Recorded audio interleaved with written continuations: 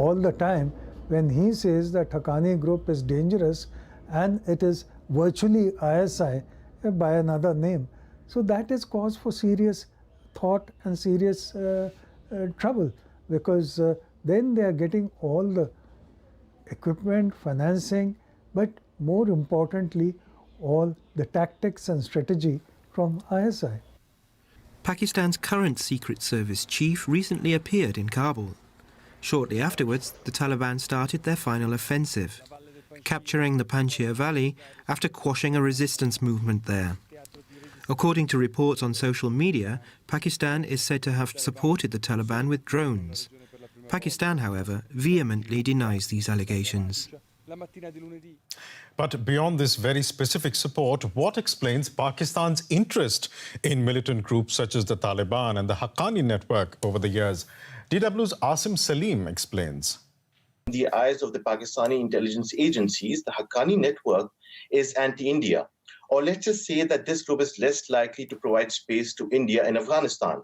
Ashraf Ghani-led government did not see eye to eye with Islamabad. So the change desired by Pakistan for its geopolitical interests in the region has already happened. Let's get the Afghan perspective on this from a former member of Afghanistan's parliament, Maryam Soleiman Kheel.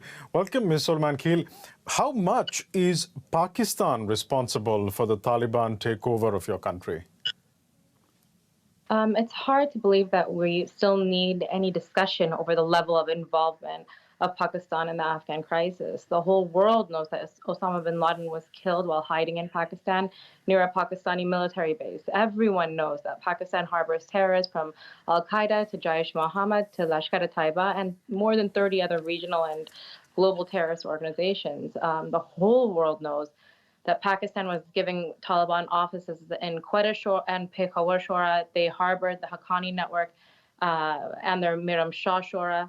They provided healthcare to the Taliban. They provided them with weapons and Pakistani madrasas. They trained child soldiers for suicide bombings. All of these led to the killing of tens of thousands of Afghans and thousands of US, German, and other NATO soldiers, and eventually collapsed the Afghan government and defeated NATO. But no one bothers to retaliate against Pakistan's blatant support of terrorism. But is it all Pakistan's fault? I mean, does Afghanistan's government, of which you were a part, bear no responsibility for failing to hold the country together? We need to understand one thing, that it wasn't a collapse, it was but a handover and a surrender by the global community, a surrender of an emerging, vibrant, and prosperous democracy to a Stone Age regime. If the United States hadn't made a deal with the Taliban, completely sidelining the Afghan government, we wouldn't be in the current situation to begin with. The valor and the gallantry of the Afghan soldiers must never be forgotten, and history will remember that hundreds of soldiers sacrificed their lives for peace and security, not just for our country, Afghanistan, but for the security of the whole world. I'm sorry I'm interrupting. I don't think anybody is doubting the gallantry of the average Afghan soldier, but isn't it a fact that hundreds of thousands of Afghan soldiers also surrendered without a fight, primarily because lots of these soldiers did not want to be seen to be going down to the Taliban for a government that was viewed as corrupt? I don't think we have all the facts yet. When I was speaking to soldiers on the ground while I was there, they were being told not to fight. We don't know who was telling them not to fight, where this message was coming from, but there's a lot of miscommunication that was happening there. There's no doubt that the government had corruption in it, but I don't think the alternative for the world to stand by a democratic corruption, democratic government was on one side, and then the Taliban was on the other side.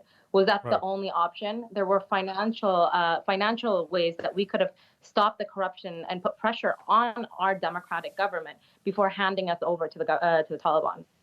But was that pressure being applied to improve and to fight against corruption within the Afghan government? I don't believe it was being applied as much as it should have.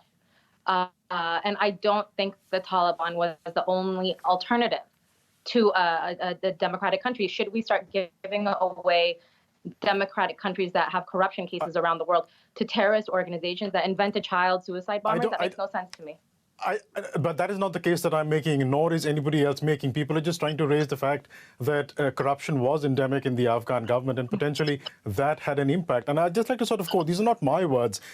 These are the words of John F. Sopko, who is the head of the U.S. watchdog that was overseeing U.S. reconstruction efforts in Afghanistan. And he just said in a radio interview, and I quote, "The Afghan government did not take an active response to our criticism on corruption. Ultimately, it contributed to the Taliban's success. People saw how corrupt and incompetent their government was, so they lost respect for the government and support for the government." Would you agree with that assessment? I agree. I think there was a lot of corruption, and I agree that the government could have done more to clean up corruption. But I don't agree that the global community and the world decided our fate with no discussion with the Afghan government whatsoever. No discussion with our women. We haven't had education for women now for over 15 days, for over 2 weeks, and I don't think this was fair whatsoever. I think more could have done by the global community to put pressure on a democratic system. We could have gotten rid of our president. We could have had another elections. We could have brought in any other option but the Taliban. But just to focus on the government, because the government was democratically elected, it had been there for 20 years, not the same government, of course. And we're talking about, let's just look at the numbers. You're talking about something like 300,000 Afghan soldiers versus some 70,000 Taliban. And as I just mentioned, the US assessment is that the Afghan government was corrupt, and therefore soldiers thought it wasn't worth supporting. Is it not the responsibility of the Afghan government to inspire that confidence in its soldiers and its people that we are worth supporting, and therefore to put up a fight? I think what happened at the end, no one could have predicted or expected, and it's not something that I expected or predicted to happen. It's absolutely heartbreaking, the way that the whole world abandoned us. I don't think anyone expected, we still are in shock over it. Is the Afghan government at fault? They share responsibility.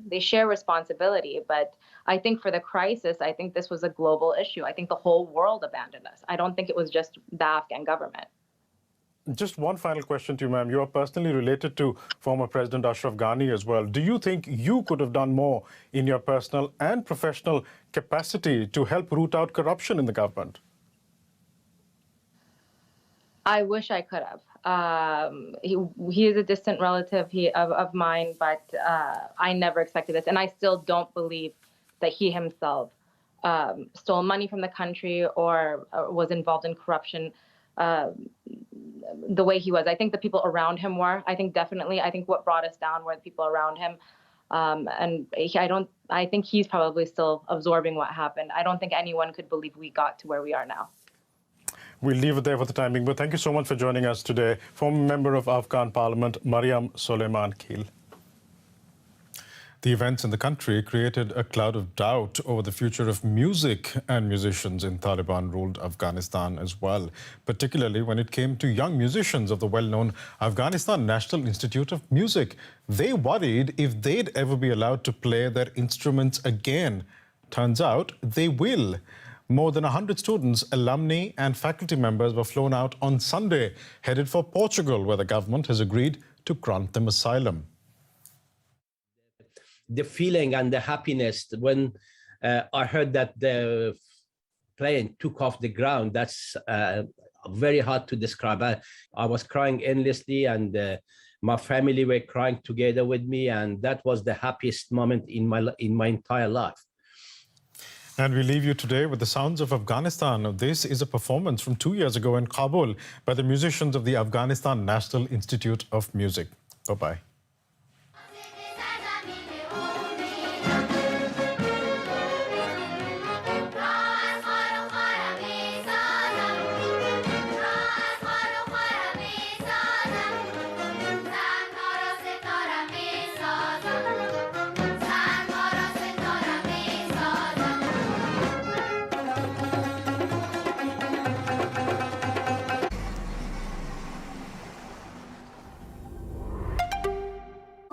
The fight against the coronavirus pandemic.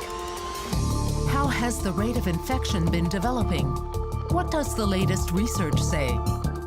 Information and context. The Coronavirus Update. The COVID-19 special. Next on DW. It was 2016 I said goodbye to the Queen because I wanted to see if Germany was for me.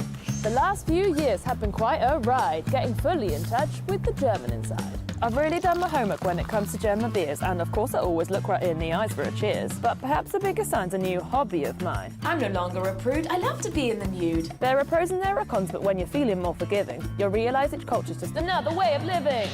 Are you ready to meet the Germans? Then join me, Rachel Stewart, on DW.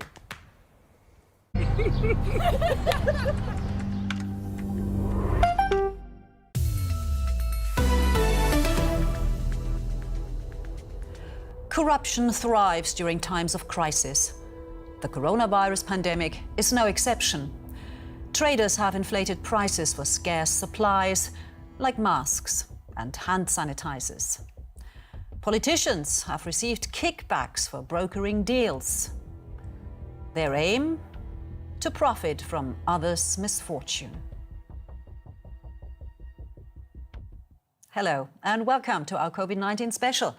I'm Monica Jones, thanks for tuning in. Almost 5 million people have died of COVID-19 so far. Millions more have lost their health and livelihoods. And yet there are some who have no qualms about using this major crisis for personal gain. DW's Liz Shaw reports from Africa and takes a close look at who the pandemic was especially generous to. PPE kits, overalls like this one here, gloves, masks, hand sanitizers, and government financial aid are some of the things that have helped us health-wise and financially throughout the coronavirus pandemic. But some people have pocketed these medical items or the relief money to make themselves rich. The pandemic has encouraged corruption and mismanagement throughout the globe. But my question today is, who's profiting from COVID-19 in Africa? Since the outbreak of COVID-19 in Nigeria and the African countries were working, we've seen that the rich are getting richer and the poor are getting poorer. The rich who have friends in corridors of power, who have allies, are the ones getting contracts, to handle logistics, distribution, and procurement. Take Kenya, for example. Back in August 2020, Kenya was rocked by an investigative report about so-called COVID millionaires. 15 business people and government officials are being investigated for allegedly misusing millions of dollars meant to buy medical supplies. In Zimbabwe, Health Minister Obadiah Moyo was fired after being involved in a corrupt multi-million-dollar deal awarded to a foreign company to provide anti-COVID drugs and protective equipment. In South Africa, a report by the country's Auditor General revealed, quote, frightening findings. Among other things, some government departments bought protective gear at 5 times the price advised by the Treasury. In Nigeria, corrupt politicians even held back food aid aimed for those who've been hardest hit by the crisis. We saw where COVID relief materials, so rice, grain, Indomie, were stored in the warehouse, and the politicians were waiting for political campaign season. They went further to rebrand COVID-19 relief materials and put in their names and their pictures. Hamzat's campaign managed to keep track of more than $500 million in 7 African countries to see what it was planned for and how it is being used. It's money from donors, grants, or from the government's budget. Still, many questions about where and how the money is being spent often go unanswered by those in charge. Private donation was made to the FCT administration under the President Muhammadu Buhari's cabinet, where these resources was meant to provide palliative, provide testing kits, and also support frontline health workers. So first, we asked the minister of the FCT, there's a city center, is he utilizing this money? And he was mute about it. So till date, he has not given public knowledge or expenditure of how he has utilized this money. So why does the pandemic open doors to corruption so wide? Economists believe one reason is a lack of checks and balances in these extraordinary times. You know, people take advantage of the fact that the pandemic is more or less like a security situation. So it is easy for a public officer to say, yeah, this is a security situation, is an emergency situation, so we need to take decisions without recourse to the law. That has been the problem. Another thing that encourages mismanagement of resources is the fact that those involved often don't have to fear legal consequences. In the case of the Kenyan COVID millionaires, there's criticism that the investigations that started in August 2020 are taking way too long. Why hasn't anyone been charged in court despite this period of time? Then you kind of then get suspicious and worry and start worrying that there could actually be a process to cover up or sanitize someone or some people because they are connected to certain elites in this country. Of course, the temptation to turn a quick buck is high for people close to the corona money. But let's not be too negative here. The pandemic has also proven to be a huge business opportunity to some. They are turning profits in a legal way. In Africa, smart business owners have grabbed opportunities offered by the pandemic, sometimes in not so obvious branches, like yoga.